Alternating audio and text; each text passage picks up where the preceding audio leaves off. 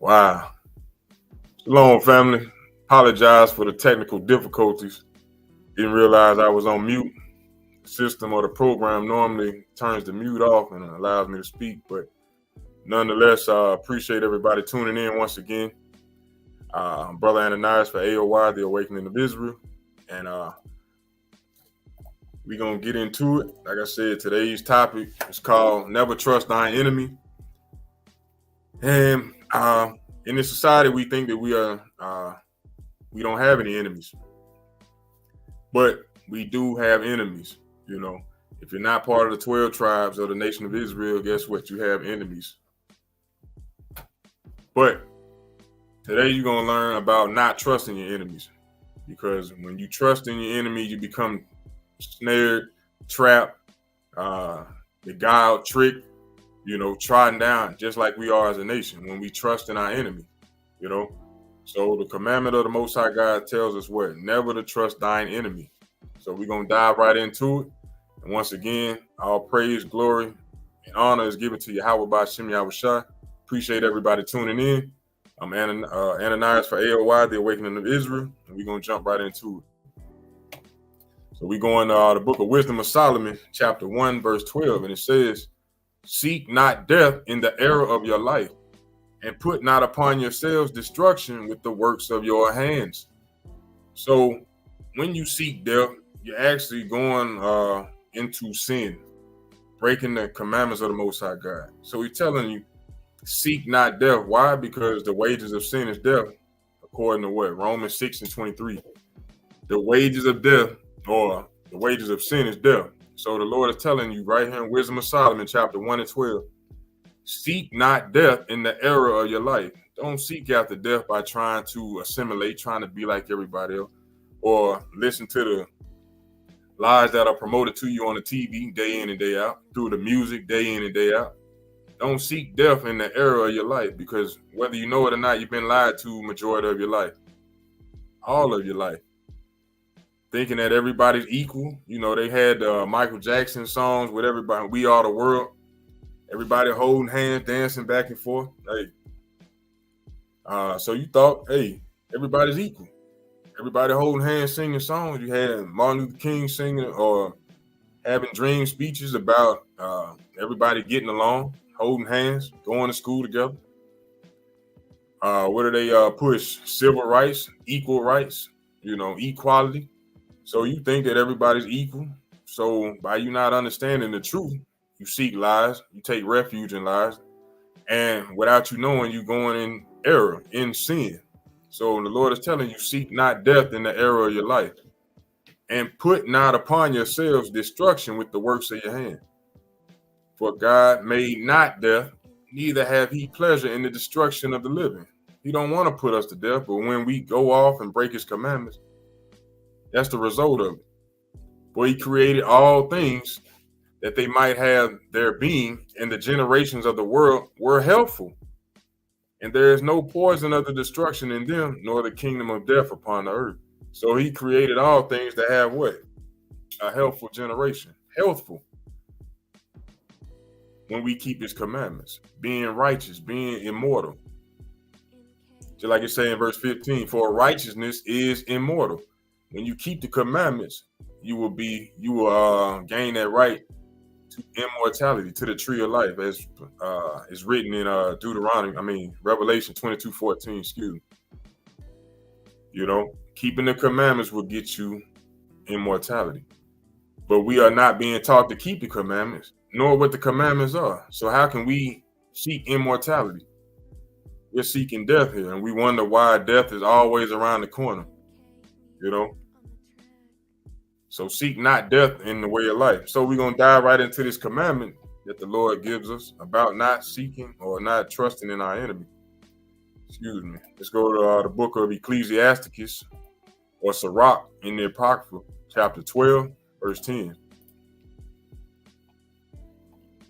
And it reads, never trust thine enemy, for like as iron rusteth, so is his wickedness. So, nation of Israel, the so-called blacks, Hispanics, and Native Americans, the Lord is saying, never trust thine enemy. Look back through your own history. Look at what is promoted to you. Look at what's put in these museums to show what your enemy has done to you when you trust in him. You got Civil Rights Museum where you fighting just to be human. You got lynching museums, as the brother Baya brought out this past Sabbath. Lynching museums to show you what they have done to you.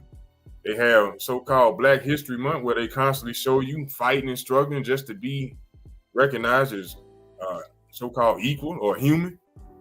You got museums all around the world, all around the United States, showing the atrocities that have been done to the Israelites. The Lord is telling you, never trust thine enemies. Now, a lot of people will say, well, who are our enemies then, brother?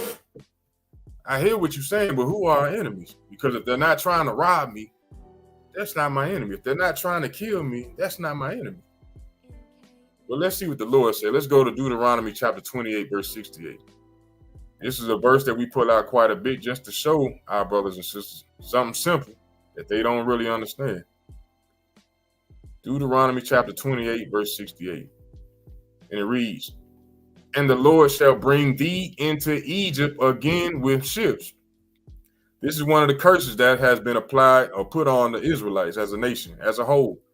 The Lord said, "I'm going to bring thee into Egypt again." That word Egypt means slavery, bondage. So the Lord saying, with ships, He's going to bring us back into bondage. By the way whereof I spake unto thee, thou shalt see it no more again, meaning our homeland. And there ye shall be sold unto your enemies. Unto your enemies. See that? So when they put us on those slave ships, wherever we went to, whatever land, whatever nation we went to, we would be sold unto our enemies. So when you look back in Black History Month, when you open the book or when you just type in slave on Google, let's try that right quick. Slavery. Let's see what pops up. Who pops up? Come on now. Show me the images. Well, I'll be the same individuals that look just like me and you. So-called Blacks, Hispanics, and Native Americans. And it said you will be sold to your enemies.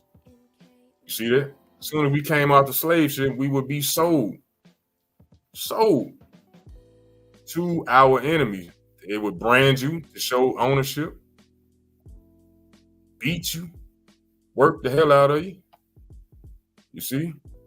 I just typed in slavery. Now, a lot of people will say, well, everybody went into slavery. Nobody went into slavery like the Israelites did. And why is it when you type that one word in, it's very specific in the photos and the images that it portrays to you? I don't see anybody else on here. Look at that. Brother standing on a barrel, being sold by his enemy, being hung upside down by our enemy, being surveillanced by our enemies. See that? So that's giving you a clue as to who the enemies are that the Lord is speaking about when he's talking about Deuteronomy 28:68. Thou shalt see it no more again, and there ye shall be sold unto your enemies for bondmen and bondwomen, meaning slave men and slave women, and no man shall buy you, meaning redeem you, save you from this punishment that the Lord is putting on us for being disobedient, rebellious, stiff-necked, hard-headed. The Lord put these curses on his people. He put this punishment on his people for being disobedient, for not keeping his commandments. It's that simple. Because when you turn around and look at the people who enslaved us, they're not stronger than us. They're not smarter than us. We supersede them in everything that you can think of in life, but they have us in captivity. It's no coincidence. It's a curse that the Lord put on. But I pulled this scripture out to show you that those individuals who we were sold to, those would be considered our enemies. And we were sold into every nation. Matter of fact, let me go to verse 64 just to prove that as well.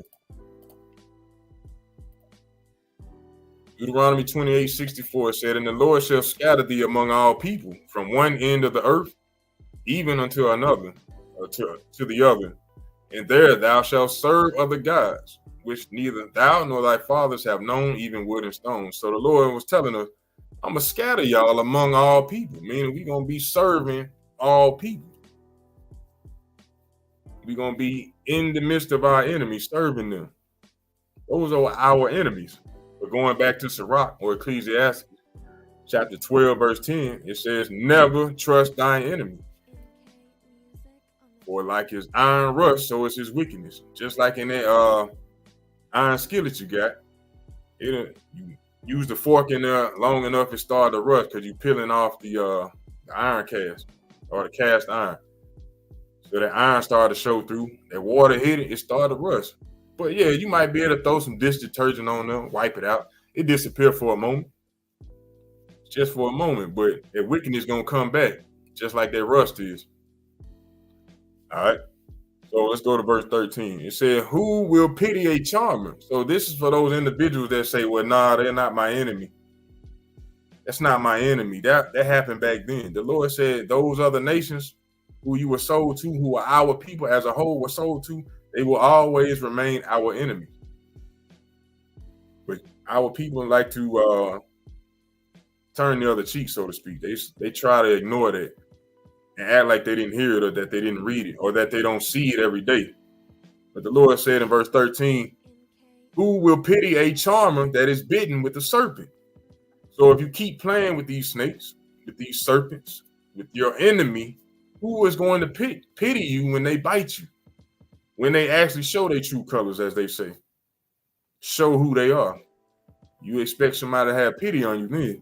But you've been going to bat and fighting for your enemies and disrespecting your own people, but you respect your enemy. But we're going to get into this later on to show you exactly how our people are being tricked, beguiled by the so-called, our enemies, who you would consider to be your friends. All right. But the Lord is saying, who gonna pity a charmer that is bitten with a serpent, or any such as come nigh wild beast? Who gonna pity somebody who's running up on a lion? You done seen the videos numerous amount of times where you got people trying to raise wild lions or take a little small lion and raise it up and then put it back into the wild, thinking they good now. Hey, you go out there dealing with them beasts, they gonna attack you. That's their nature. That's what a snake does. I wish I had the video I seen a while back when a woman seen a snake that was damaged or hurt. She bandaged it up, you know what I'm saying? Fed it, nursed it, and the snake struck her, poisoned her. But she mad and everybody's like, I took care of it. That's the nature of the snake. But she was bitten by it. Nobody had pity for that. But let me read down to verse 14. It says, so one that goeth to a sinner and is defiled with him in his sins, who will pity? So if you go hanging around with a bunch of sinful individuals, who gonna have pity on you when you defile yourself? Who gonna have pity on you? For while he will abide with thee, but if thou begin to fall, he will not tarry, he will not stay. The same individuals that you saying is your friend, your buddy, when it starts to hit the fan, they ain't gonna be there. They're gonna get the hell on, shoot you them deuces. But then you be thinking back to yourself, hey, I thought you was my friend. I thought you was my buddy. Now, when they say your enemy, it don't just mean of the other nations, because you got people of our own people, the nation of Israel, who are considered to be your enemy. Think about it. Who do you think allowed Martin Luther King to be put down? His own people. Malcolm X, his own people. Yahushua himself, who do you think betrayed him? His own people. So we got enemies of our own people as well. So when the Lord say, never trust thy enemy, that's what he means. You got to be watchful. You got to be paying attention to the things that go on day in and day out. So from there, let's go to the book of Psalms, chapter 10. Psalms chapter 10. And we're going to start at verse 4. Book of Psalms, chapter 10, verse 4. It says, the wicked, through the pride of his countenance, will not seek after Yahweh. God is not at all in his thoughts. So these same individuals who the Lord is speaking about, they are not going to seek after the Lord at all. He's not in their thoughts. They think about everything else but the Lord. You know, how to get more money, how they look, you know, trying to deceive and destroy our people. The wicked, through the pride of his countenance, will not seek after Yahweh. God is not at all in his thoughts. So we got to keep that in mind when dealing with our people and the individuals outside of our nation. Because the so-called Chinese man who is Moab, according to the Bible, he ain't thinking about God. He ain't thinking about our Heavenly Father. He's thinking about Buddha. Just like the East Indian, he's thinking about Krishna. So-called white man, he's thinking about what? Caesar Borgia, white Jesus. That ain't nowhere in the Bible. You know, You got the Arab man, he's thinking about Allah. That ain't in the Bible, you know. When you read the Bible, you realize one true God, the creator of all things, is the God of the Israelites. Him and only him. You see that? But nonetheless, let's go to Psalms chapter 1, verse 1. Just giving you a few things to look at before we actually get into the articles and videos that I have along the way. But Psalm chapter 1, verse 1, it says, "Blessed is the man that walketh not in the counsel of the ungodly." So that's how you become blessed, not by putting money in a collection plate. Blessed is the man that walketh not in the counsel of the ungodly. The ungodly gonna tell you that you don't have to keep the commandments. The ungodly gonna tell you that the commandments are done away with. The ungodly gonna say you just pray and bless the food that the Lord told you not to eat. You can do what you want to do. You only got one life to live. That's what the ungodly gonna tell you. Blessed is the man that walketh not in the counsel of the ungodly, nor standeth in the way of sinners, nor sitteth in the seat of the scornful. You see that? But he delight in the law of the Lord, and in his law do he meditate day and night. So if you love the Lord, you're gonna delight in his law. But one thing that we all notice, all camps, those who teach the word, the true deliverance of the word, we find that individuals, they hate to watch when it come down to the laws because they don't want to apply the law. Why? Because we are hard-headed, are lawless people. We don't want to adhere to the laws of the Most High God. But if you love the Lord, you're going to do what? Meditate on his law day in and day out. It's that simple. But from there, let's go to this article right quick. I want to show you something because a lot of our people, they see it happen all the time, but they really don't do no due diligence. They don't ask no questions.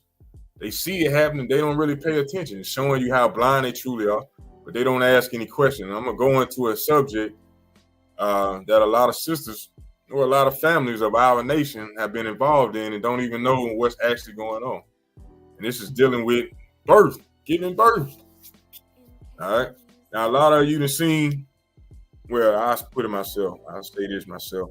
I've known several sisters who had children, but they all had to go, majority of them had to go through the process of having a C-section. And I found that very odd that it's always the same story, but it's happening at a higher and higher rate. So I decided to do a little research to see what's actually going on, you know. And we're going to read this article and find out. So this is an article by KFF Health News, and it was talking about a persistent problem, high C-section or cesarean section rates that plague the South. Notice what it said. They plague the South. All right. It was written in April 14th of 2022. All right. It said, all along, Julia Maida knew she wanted to have her baby naturally. For her, that meant in a hospital, vaginally, without an epidural for pain relief. This was her first pregnancy, and although she is a nurse, so this woman is a nurse, she was working with cancer patients at the time, not with laboring mothers or babies. Said, I really didn't know what I was getting into, said Maida, now 32. I didn't do much preparation, meaning she didn't do any studying. All right. It says her home state of Mississippi has the highest cesarean section rate in the U.S. Now, why is that? They're not the most populated state, so why do they have the highest rate? Think about that. Nearly 4 in 10 women who give birth there deliver their babies via C-section. Almost 2 weeks past her due date in 2019, Maida became one of them after her doctor came to her bedside while she was in labor. See that? The doctor come to you while you in labor. Says you're not in distress and your baby is not in distress. But we don't want you to get that way, so we need you to think about a C-section. She recalled her doctor saying, I was totally defeated. I just gave in. So she ended up going through these contractions, and it's kicking her ass, so to speak. She's tired, body aching, breaking down, trying to bring new life into this world. And the doctor stroll in with them words smooth as butter. Hey, you're not in stress right now. Your baby not stressed, but we don't want you to be that way. We really need you to consider having a C-section. All right. It says C-sections are sometimes necessary and even life-saving, so they say. But public health experts have long contended that too many performed in the U.S. aren't. They argue in a majority surgery accompanied by significant risk and high price tags, and a high price tag. See that? High price tag. Overall, 31.8% of all births in the U.S. were C-sections in 2020. Just a slight tick up from 31.7 the year before. According to the latest data from the CDC and prevention, but that's close to the peak in 2009 when it was 32.9. And the rates are far higher in many states, especially across the South. So it's not a unique thing. It's happening all the time when you hitting in the 30 percentile. You know, that's quite a bit, especially when you saying majority of the time when you ask a woman, why did you have it?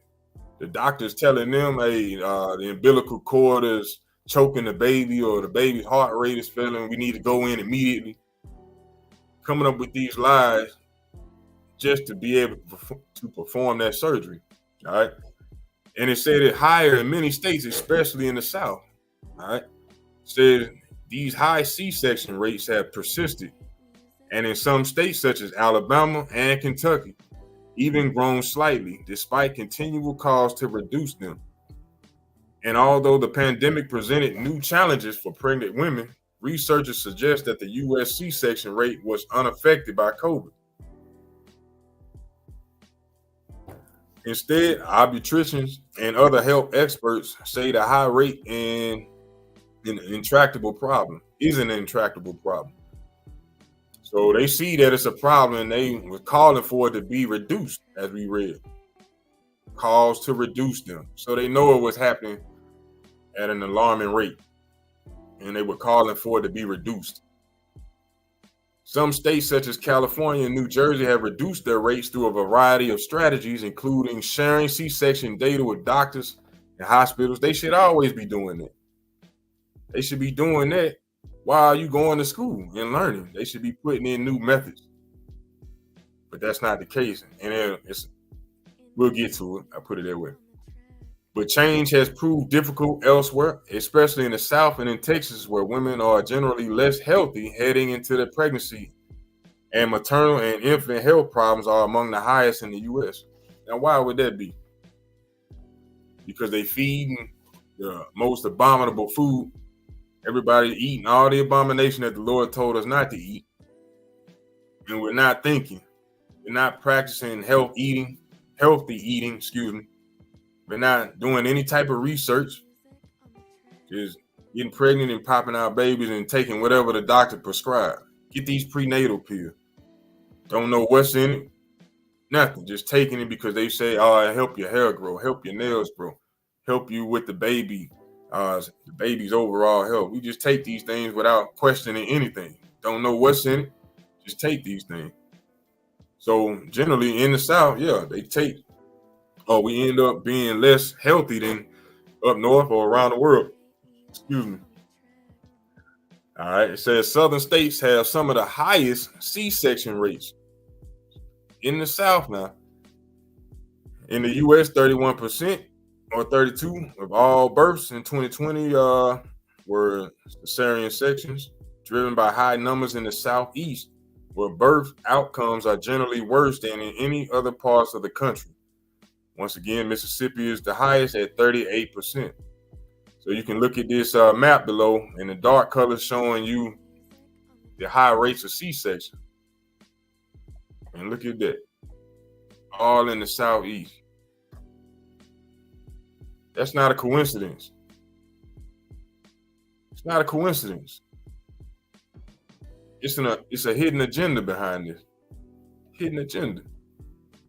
Says we have to restructure how we think about C-section, says Dr. Veronica Gibbs Gillespie Bell of OBGYN, who is a medical director of the Louisiana Parental Quality Collaborative, a group of 43 birthing hospitals focused on lowering Louisiana's C-section rate. It is a life-saving technique, but it's also not without risk. She said the C-section, like any operation, creates scar tissue. Now, I've heard this excuse that has been given to a lot of sisters that they have to have these things, these C-section, because of problems regarding the child, but over a while, they won't be able to do these things, so they have, because they'll create scar tissue and it'll possibly kill the mom or the child. So they then, after so many children, they would entice them or influence them to get tubes tied. And when you actually think about it, that's another way of population control, you know. And I'm not sure if it's going to explain it 100% in this article, but what we don't know, or what we do know, and what a lot of our people don't know, is that when women give birth and have C-sections in these hospitals, it's called an abnormal birth, and the hospital actually gets paid more money. And I think it goes into this in this article, but it's all about money and population control, you know. So when they get abnormal birth in a C-section, the hospital actually, or the doctor actually, gets paid more money versus having a natural birth, you know. But I'm gonna read on. Let's see. Although C-sections are sometimes necessary, public health leaders say that surgeries have been overused in many places. See that? Black women particularly are more likely to give birth to C-section than any other racial group in the country. Now, how could that be? Often hospitals and even regions have wide unexplained variations in rates. If you were delivering in Miami-Dade County, you had a 75% greater chance of having a C-section than in northern Florida. That's where majority of the Israelites live at, said Dr. William Sappenfield at the University of South Florida, who has studied the state's high C-section rate. Some physicians say their rates are driven by mothers who request the procedure, not by doctors. That's a lie. But Dr. Rebecca G. of OBGNY and former secretary of Louisiana Department of Health said she saw C-section rates go dramatically up at 4 and 5 p.m. around the time when doctors tend to want to go home. You can't make this up, man. And this is why we are not supposed to be trusting our enemy, because they do everything out of order in order to accomplish their agenda. You don't read about cesarean section being done in the Bible. You don't read about women laying back on tables giving birth in the Bible. You don't read it. So they changing up everything, just like giving birth to the boy, to a male child. On the 8th day, that child's supposed to be circumcised, according to the Bible. But what do? When you're in the hospital, they circumcising that child on the 2nd and 3rd day and giving them all types of shots. Doing everything out of order, changing times and laws, as stated in Daniel 7 and 25. But I'm going to read on. So we understand that they've done research and they've noticed that these doctors tend to want to do this procedure when it's time for them to go home, between 4 and 5 p.m. She led several initiatives to improve birth outcomes in Louisiana, including leveling Medicaid payments rates to hospitals for vaginal deliveries and C-sections. In most places, C-sections are significantly more expensive than vaginal deliveries, making high cesarean rates not only a concern for expectant mothers, but also for taxpayers. So they just explained it right there. That having a C-section is way more expensive than having a natural vaginal delivery.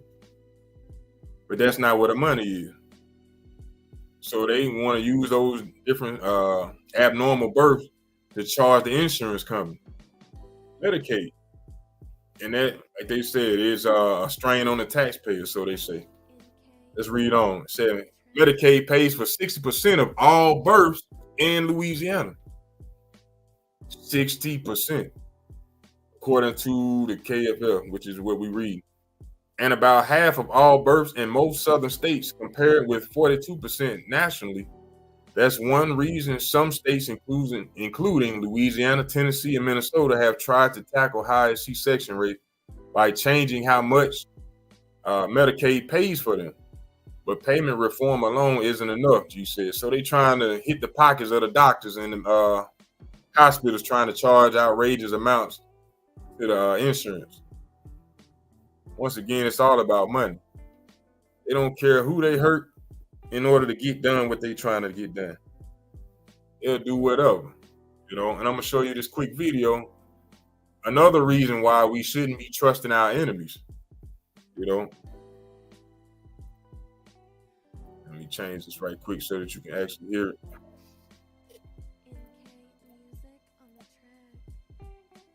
Okay.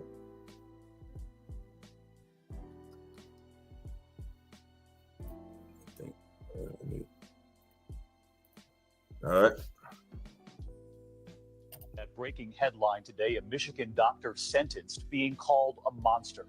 A day of reckoning for the doctor who diagnosed hundreds of patients with cancer when they did not have it. He diagnosed many patients with cancer when they did not have it. When they did not have it. He ain't the only one. He just the one that got caught. Once again, we trusting in our enemies because they never come with a remedy or a cause or a prevention. They never come with an answer. They just present a problem and try to give you the answer. But the Lord is telling us, never trust thy enemy. Outside the court, the tears and anger. He lied to so many patients, giving many of them extensive chemotherapy, which then made them sick. Which made them sick. He lied to them with a false diagnosis and then made them sick. So many of those families today coming face to face with the doctor as he was sentenced to 45 years behind bars. And you're about to hear what the doctor said to those families. ABC's Ron Claiborne leads us off. Judgment Day for the doctor who caused so much pain. Victims of Dr. Farid Fatah outside the courtroom where he was sentenced, hand in hand, then defiant. 45 years for the lives that he took. It just wasn't enough. In court, the 50-year-old doctor breaking down, saying, I misused my talents, yes, and permitted this sin to enter me because of power and greed.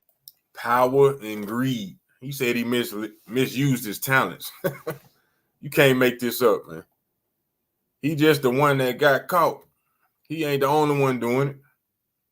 And he did it for a reason. You see what it say? For lying to patients about having cancer and receiving $17.5 million in kickbacks from chemo companies.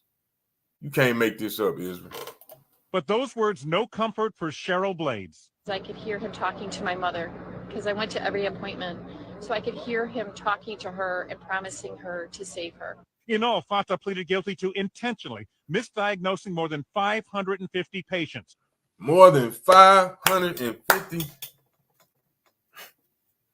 But y'all still trusting them. Y'all still loving them. They ain't do me wrong. The Lord said, don't trust your enemy. But because they open the door for you, smile in your face, might even buy you breakfast once or twice, they're good. Because they come out and say good morning to you, that's your friend now. But they ruling over your people, misdiagnosing your people. Got you believing in their medicine, their way of thinking. Man, stop trusting your damn enemies, man.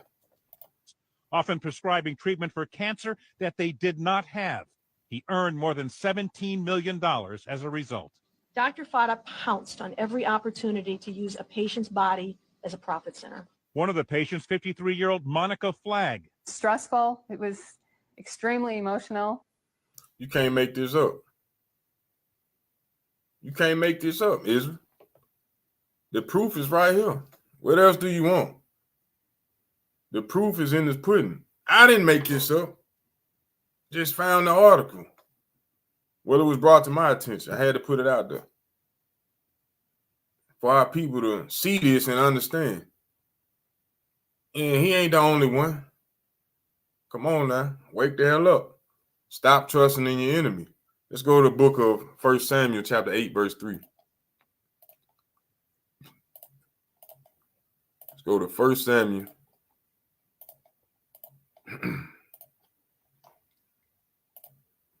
chapter 8, verse 3. And it reads, and his sons, I'll start at verse 1. And it came to pass when Samuel was old that he made his sons judges over Israel. Now the name of his firstborn was Joel, and the name of his second Abiah. They were judges in Beersheba. And his sons walked not in his ways and turned aside. What? Oh, that might be late. But let me go back to that. Said, and his sons walked not in his ways, but turned aside after lucre, and took bribes and perverted judgment. They took bribes and perverted judgment, just like that doctor did. The same, the people in Israel trusted in these brothers because they were the sons of who? Samuel, a mighty prophet, a man of God. So, of course, they would do what? Trust in his sons. He made them judges over Israel. But they didn't walk in his ways. They did evil in the sight of the Lord. But turned aside after filthy lucre and took bribes and perverted judgment. You see that? What does lucre mean? Lucre. Money, especially when regarded as sordid or distasteful, or gained in a dishonorable way. You see that? It's a profit that's gained from being distasteful or dishonorable.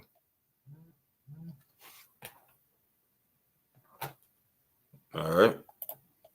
So Samuel's sons, they were made judges over Israel, but they went the hell off and started going aside and perverting judgment because they took bribes. They went after filthy lucre, just like this doctor did. You heard how much money he made, over $17 million. And how many people did he lie to? Over 500. How many people he diagnosed with cancer and had them buying those treatments? The Lord say, never trust thine enemy. Let's go to Psalms chapter 64 right quick. Psalms chapter 64. I know this might shock a lot of you, but these are the things that we need to talk about.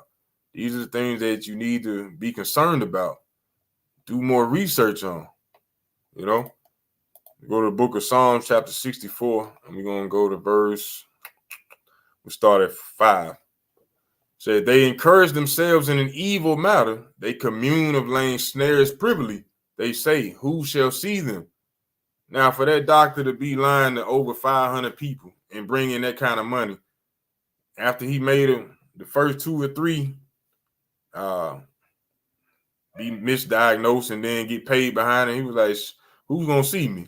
I'm good. Kept going with it. But it's talking about wicked individuals.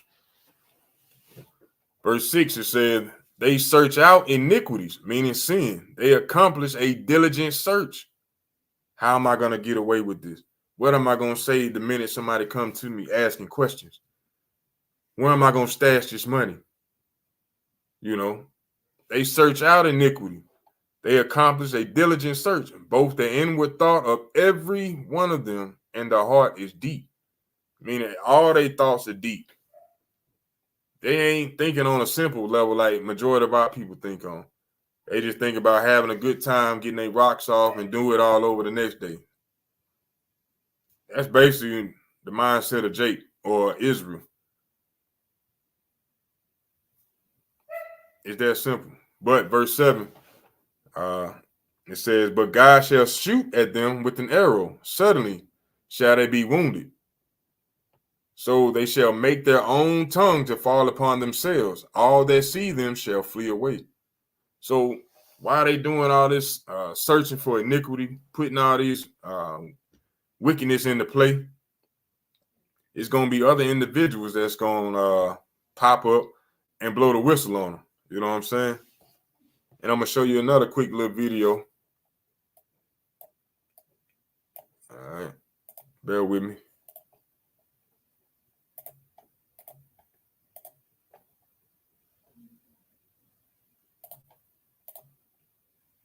This is going into one of their own individuals who going to explain and be blowing the whistle on these individuals. All right.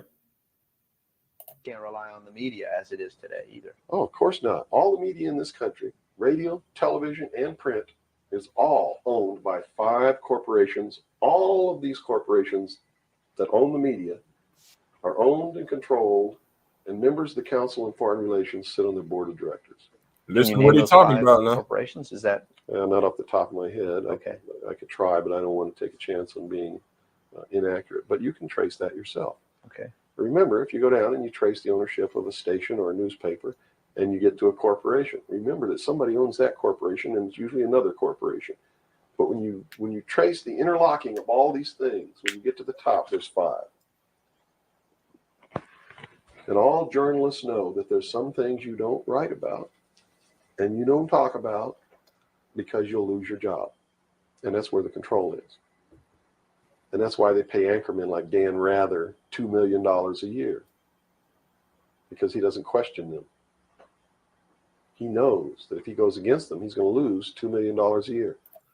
So they know that they wicked as hell, but he know if he go against them, he ain't going to get paid and he ain't going to have a job. Do you think a man that looks pretty and sits in front of a TV camera for the 6 o'clock news is worth $2 million a year? No way. I don't care how long he works, and I don't care what he does. There is no job worth $2 million a year. That's why they pay athletes these fantastic salaries. I was listening to the radio the other day. They just contracted to pay one player on one team $6 million a year. Listen to what he's talking about. Can you believe this? And why is that? It's the Roman circus. What does the emperor do when the people become restive, and when the people are asking questions, and when the people don't like the policies of the emperor?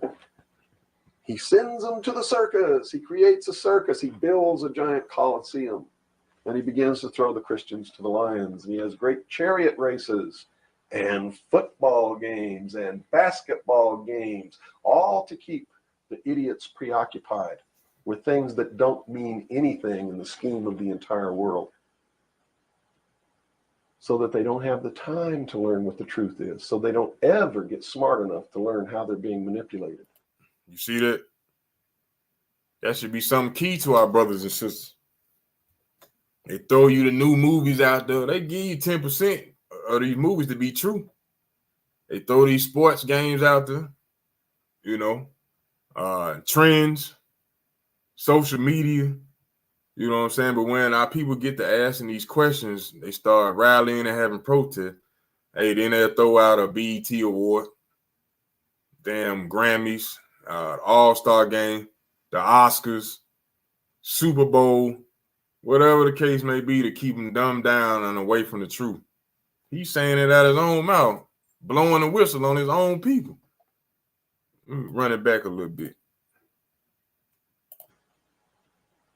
So that they don't have the time to learn what the truth is. So that they don't have the time. You ever wonder why you be so busy at your job where you ain't got time to think?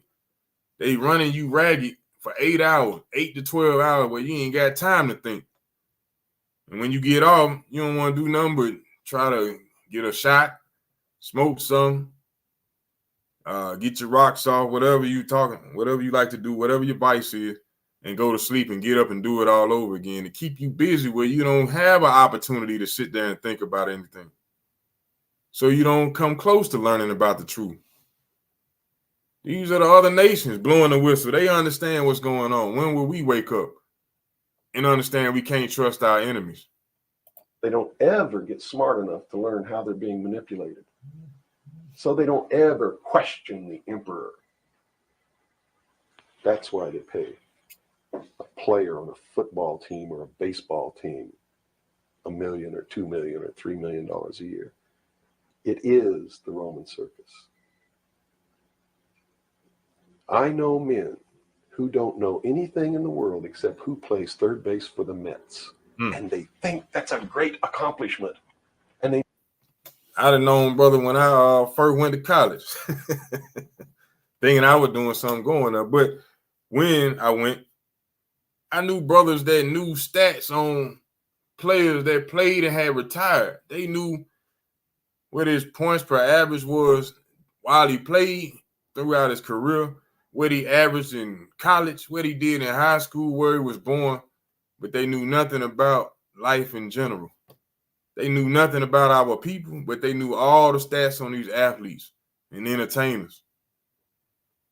Unbelievable. And he just said he knew men that knew nothing but about a baseball player. Let me play that back.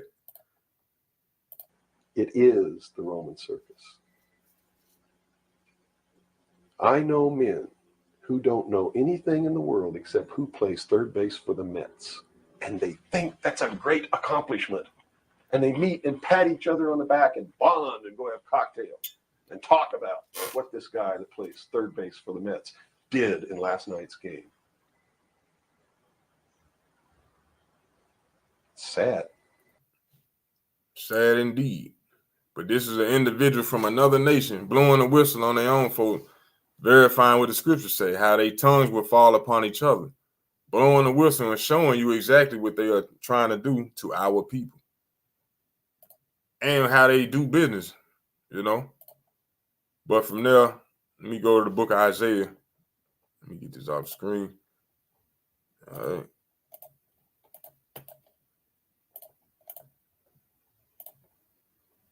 Go to the book of Isaiah, chapter 59. And we're going to go to verse 7. And it reads, their feet run to evil, and they make haste to shed innocent blood. Their thoughts are thoughts of iniquity, meaning of sin. Wasting and destruction are in their paths. That's all they think about. Me and my brother were talking about it the other night. This is how Esau, so-called white man, think, and the other nation, but more so Esau. They'll create a bunker. Matter of fact, let me underground bunker. Create a bunker and then shoot a missile at it to see if they can destroy it. Create an underground bunker, shoot a missile at it and see if they can destroy it. Then they'll build the bunker up to withstand the missile. Then they'll shoot it again, see if they can destroy it. If they can't, then they go to the lab to see how can they create that missile to be stronger to penetrate that bunker. Foolishness. Their feet run to evil, and they make haste to shed innocent blood. Their thoughts are thoughts of iniquity. Let's poison the water system to see how they act. Okay, we see how they act now. Let's try to give them a remedy to make them do this. Let's see if we can control their mind. Let's see if we can make them grow taller, grow shorter, grow smarter. Let's create this type of gun. That shoots 6 bullets. Let's make one that shoot 10 bullets. That shoot 10, let's make one that shoot 20 bullets. Let's make one that shoot 50 bullets, 100 bullets. Let's see if we can make it shoot 1,000 bullets in 1 minute. They run the evil to shed innocent blood. Then they want to pull us over once we buy their weapon and lock us up for having a weapon without permit or having a weapon, period, whether we got permit or not. You know, wasting and destruction are in their paths. The way of peace, they know not. So while we trying to follow after their so-called American dream, there's no peace in it. In order to live that dream, you got to step on the necks of your other brothers and sisters trying to reach the top. Think about the other nation. What have they done that was actually beneficial to society to make them rich? They've all stepped on each other, mainly us, in order to get to that level. Bill Gates, he stole from his college roommate to get that to build, to be the damn CEO Microsoft. Same thing with the dude from Facebook. He did the same thing. But we trying to live like them and chase after their peace, after their lifestyle. The way of peace, they don't know it. Think about it. What disease have they actually cured? They haven't. They've created some. They don't cure anything. You know? The way of peace, they know not. And there is no judgment in their goings. They don't do no wrong. You know? But, hey, we get pulled over, put our hands up, we get shot. Just because of who we are as a nation. It ain't got nothing to do with your skin color. Got to do with who you are or who we are as a nation. We can't do anything right in their eyes, but entertain them. That's why they put us on those pedestals and give the athletes, entertainers, and actors such large amounts of money, contracts, to entertain them and to mislead our people. The way of peace, they know it not. There is no judgment in their goings. They have made them crooked paths. Whosoever goeth therein shall not know peace. That's why it ain't no peace on this earth. They ruling over the earth, ain't no peace, because they are the wicked that the Bible speaks of. Job 9:24 said what? The earth is given into the hand of the wicked. They don't know the way of peace. That's why it's war everywhere. When King Solomon was ruling, guess what? It was peace on earth. 40 years. The whole earth was quiet before him. Peace, because the righteous were in authority. Everybody loved him. He kept the commandments. He was the righteous example. Think about that. But from there, let's go to Deuteronomy chapter 23, verse 6. Because just like the Lord said, they don't know the way of peace. He also commanded us and told us not to seek after their peace. While we looking for the big house with the white picket fence, the 3 kids and the damn dog and cat, hey, the Lord told us not to seek after their prosperity. We looking for the yachts and the helicopters. No, we ain't supposed to be seeking after that. The book of Deuteronomy chapter 23, verse 6, and it reads, "Thou shalt not seek their peace, nor their prosperity, all thy days forever." We ain't supposed to be seeking after nothing that they do. They want to skydive, lead after them. That's simple and foolish as hell to be jumping out of a damn airplane to catch a thrill. That's simple as hell. To be damn diving down there with sharks, risking your life just to see a shark, catching a thrill. That's simple as hell. You foolish. We damn out there surfing, trying to catch a wave. Hey, we simple as hell. The Lord tell us not to seek their peace nor prosperity all the days of our lives forever. But we out here trying to be just like them, trying to talk like them, walk like them, dress like them, think like them. And you wonder why you can't get ahead. Why we can't get ahead as a nation. The Lord told us not to seek their peace. And I'm going to get an example out of the scriptures. Let's go to the book of 2 Kings right quick. We got to trust in the Lord and not trust in our enemy or the way of our enemy. Let's go to 2 Kings chapter 1, verse 1. It says, "Then Moab rebelled against Israel after the death of Ahab, and Ahijah fell down through a lattice in his upper chamber that was in Samaria and was sick. And he sent messengers and said unto them, Go, inquire of Beelzebub, the god of Ekron, whether I shall recover of this disease." So what is a lattice? You see that? That's what a lattice is. We done all seen it before. But he fell through that and hurt himself. So now he want to know if he going to make it. He said he sent his messengers to inquire of Beelzebub, the god of Ekron, to see whether or not he going to recover of this disease. He went to the enemy. But the angel of the Lord said to Elijah the Tishbite, "Arise, go up to meet the messengers of the king of Samaria, northern kingdom, and say unto them, it is not because there is not a God in Israel that ye go to inquire of Beelzebub, the god of Ekron. Now therefore, thus saith the Lord, thou shalt not come down from that bed on which thou art gone up, but shall surely die. And Elijah departed. You see that? You see how the judgment came so quick? Because our people go and inquire of the enemy, of the gods of the other nations, rather than coming to our God, who is our God only, who fights for us, who delivers us, who heals us, who wakes us up every day. But the minute that we get sick with anything, we don't go to the Lord. We don't pray to him and get answers. We don't ask him to heal us. We run to the doctors, the same ones that'll lie to your ass and tell you, excuse my language, that'll lie to you and tell you that you got something that you ain't got, just so they can get paid. Just like these businesses that we go to. You go to the mechanic shop, they going to tell you something wrong just to get you to spend more money. Knowing ain't nothing wrong with your car. Or they might do something purposely so that your car break down so you'll be right back in a shop.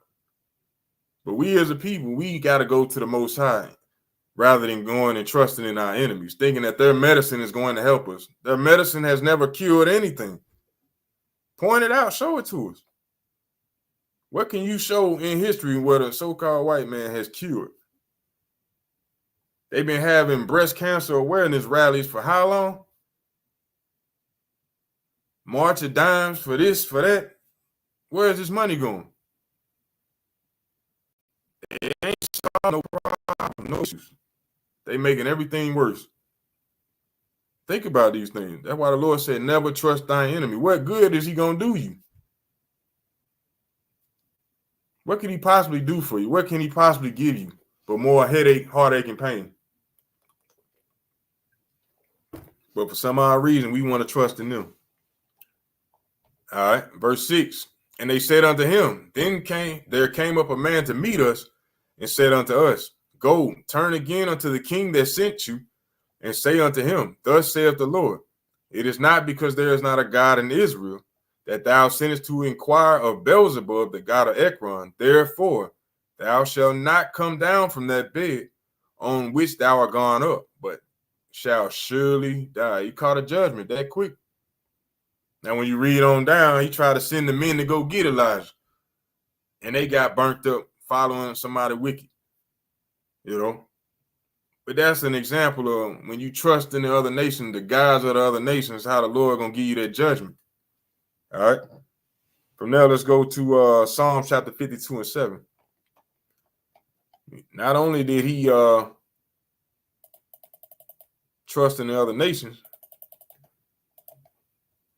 but he turned his back on his God. He made his riches, he made everything that he had his protection, his strength. Let's go to the book of Psalms chapter 52, verse 7. And it reads, lo, this is the man that made not God his strength, but trusted in the abundance of his riches and strengthening himself in his wickedness. Just like that doctor we read about. Just like those doctors we read in the first article with the C-section. They strengthened in themselves and they trusted in their wickedness to make them strong with their riches. They don't really need C-sections, but I'm going to tell them that anyway so that they can have an abnormal birth and we can get extra money. Every time they come have a child after this, it's going to be considered an abnormal birth. The doctor going to have to open that area up.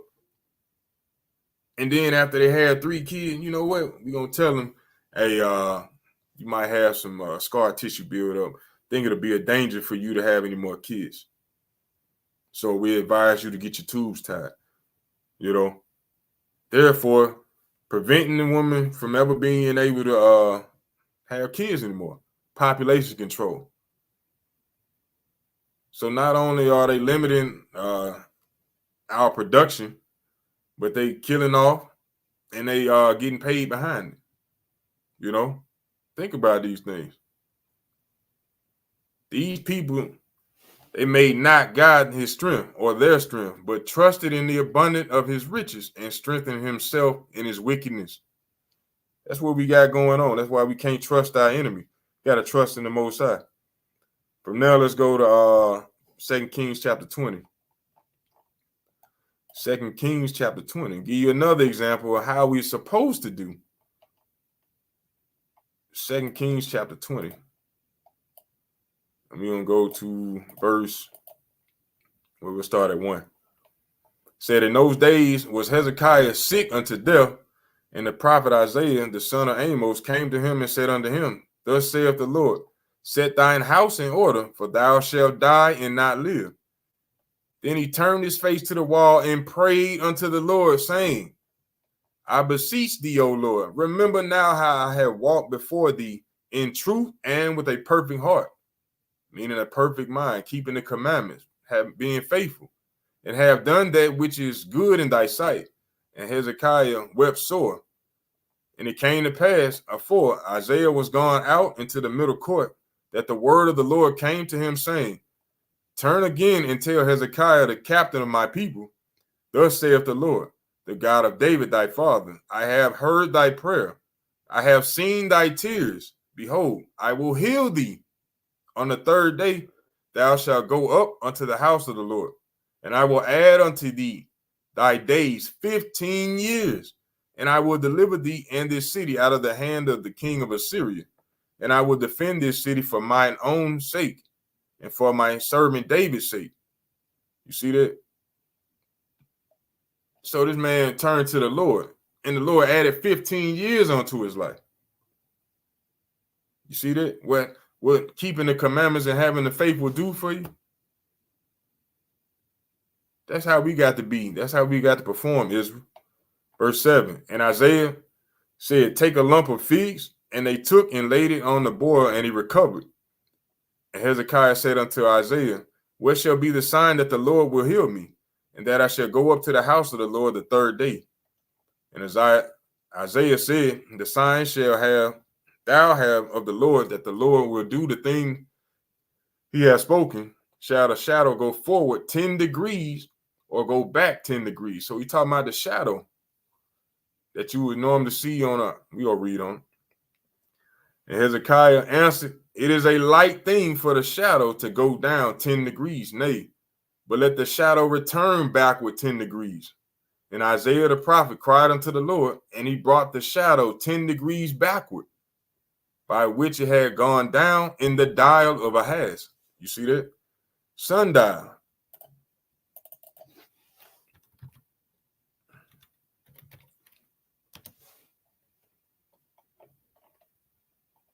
You see that?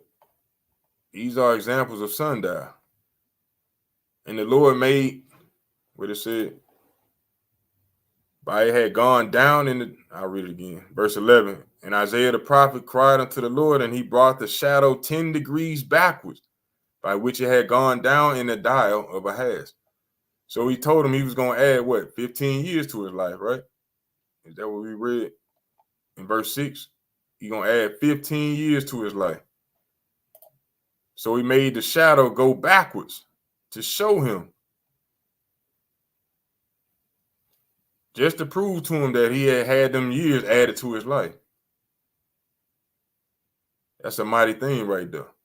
To prove to that man, hey, I done gave you more time on this earth because you had faith in me and you kept my commandments.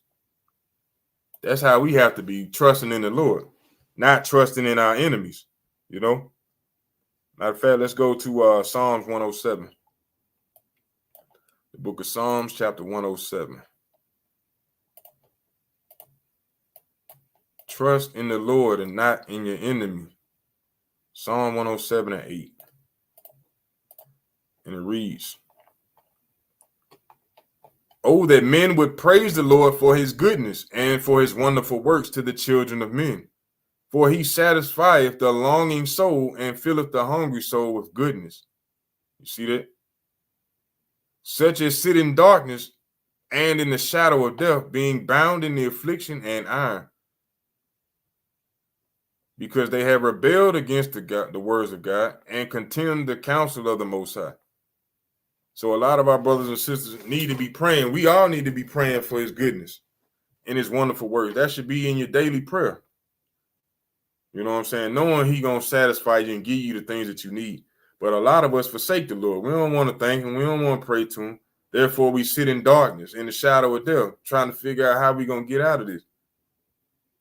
Because they have rebelled against the words of God and contemn the counsel of the Most High. He tell you, don't do this. You say, I don't know about that. He give you straight commandment. You make up excuse to do what you want to do and wonder why you sitting in darkness in the shadow of death. Because they rebelled against the words of God. He ain't going to make it easy for you. Just like us as children listening to our parents. They trying to give us the advice to make us have a better life than they did. When we rebel against that, how we think that's going to end up? Think about that. Because they rebelled against the words of God and contemned the counsel of the Most High. We in crazy situations. Verse 20 said he sent his word and healed them and delivered them from their destruction. When you believe, when you trust in him, when you do the works that are required, he going to send his word to heal you. His word is going to heal you, deliver you from your destructions. But when you say to hell with that and make up your own thoughts in your mind and run with that, hey, destruction is coming.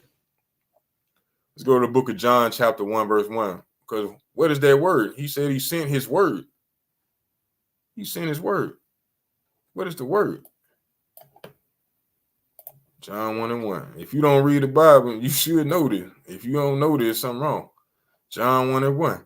In the beginning was the word, and the word was with God, and the word was God. The same was in the beginning with God. And all things were made by him, and without him was not anything made that was made. Talking about Yahushua, Christ, the black Messiah, so-called black Messiah. You know, he's an Israelite from the tribe of Judah. You know, but the word that was sent to heal you is the Son of the Most High, Son of Man, Yahweh Ba'ashem Yahushua, sent to heal you. Let's go to Wisdom of Solomon right quick, 16 and 12. Wisdom of Solomon, chapter 16, verse 12. And it reads, for it was neither herb nor mollifying plaster, meaning pills.